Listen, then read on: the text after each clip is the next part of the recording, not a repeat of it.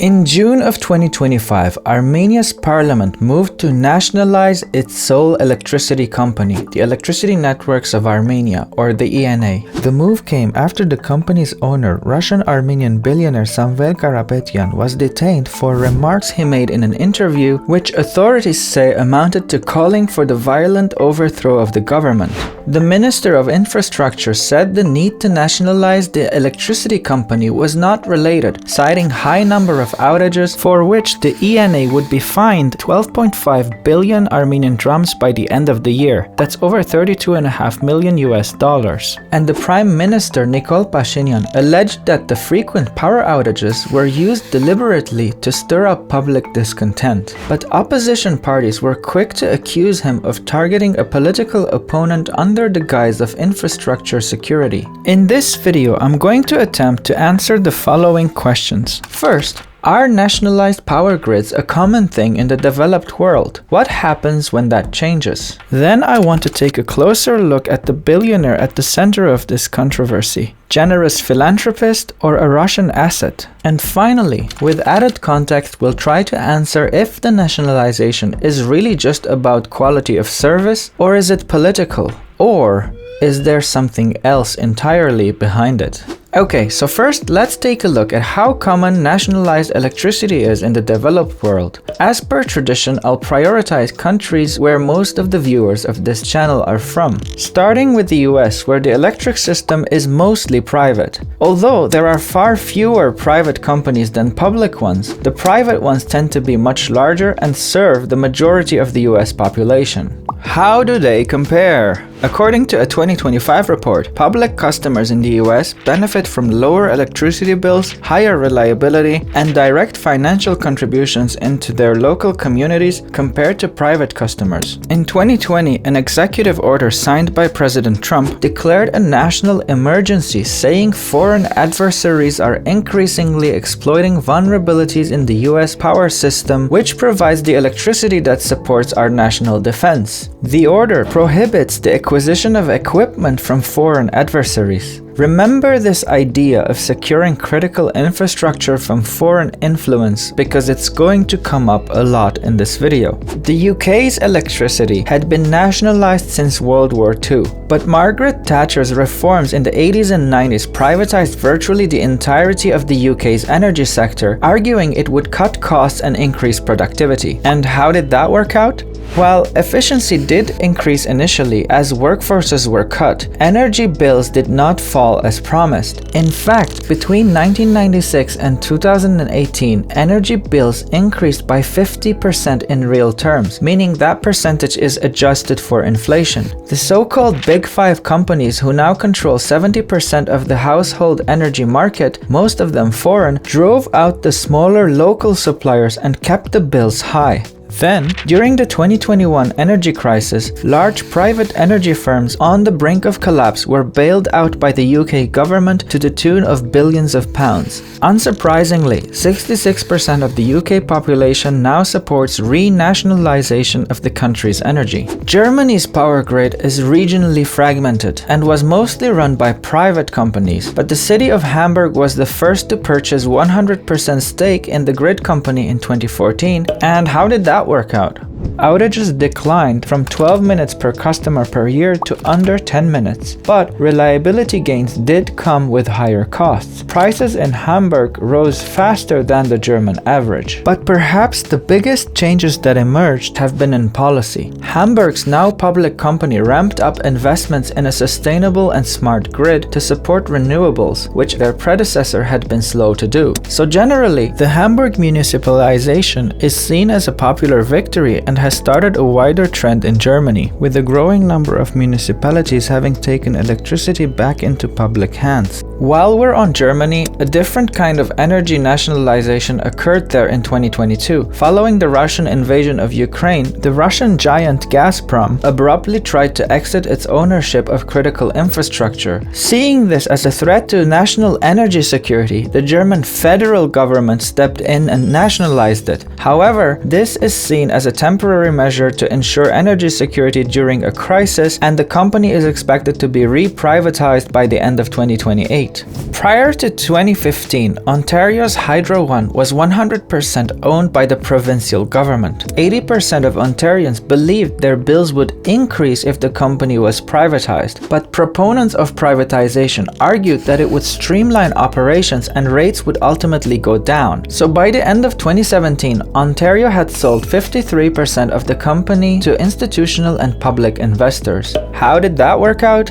Service reliability remained high, but cost savings were offset by hefty executive pay and dividends to shareholders. Electricity rates did not go down and in fact continued to rise through the 2010s, so much so that the government had to implement subsidies to curb the rate increases. While the province did gain a one-time initial boost, the government now loses about 300 to 500 million Canadian dollars per year, meaning Ontarians end up paying more, while the company's stock price has seen a stable increase over the years and pays steady dividends.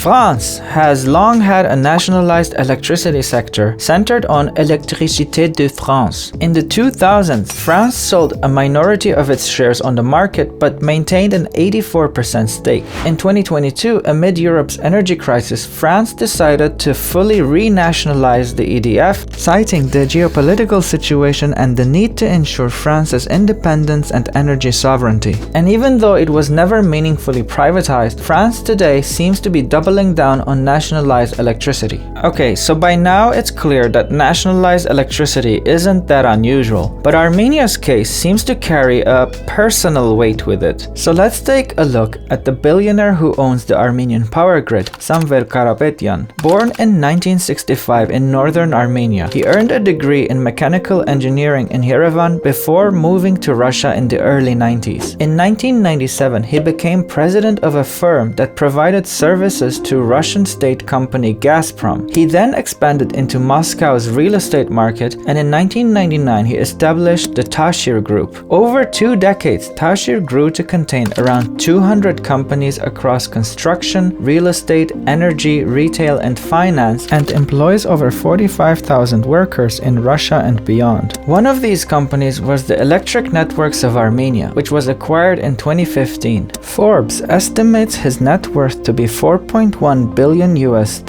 making him the wealthiest ethnic Armenian in the world. But Karapetyan's early growth in Russia came from close government ties. In 2014 and 2015 alone, his firms won roughly $2 billion worth of contracts from Gazprom, the Moscow municipality, and other state entities. In 2018, he was one of the oligarchs named in the Putin list released by the US Treasury Department. In 2022, one of his private jets was grounded because the operator of the jet was sanctioned by the US for providing luxury travel to another oligarch with close ties to Putin. So technically he wasn't the primary target of that particular sanction, but 2 years later, French authorities seized a $132 million mansion belonging to Karapetyan, believing he is a front for the Russian energy giant Gazprom. This was France's biggest seizure of Russian-linked assets since the Ukraine war sanctions, and suggests that Karapetyan has at times operated as an extension of Russian state interests. Aside from his businesses, Karapetyan is known for his philanthropy. For example, he financed a $22 million